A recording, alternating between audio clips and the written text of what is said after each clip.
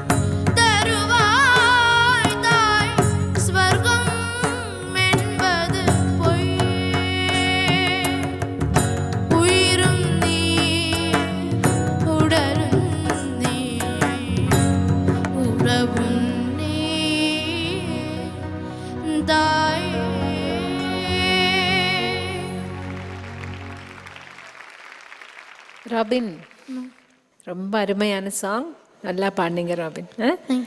உச்சரிப்பில் நீயே நீயே இல்லை, அது அந்த நீ வந்து மலையாளத்தில் மட்டும்தான் வரும்.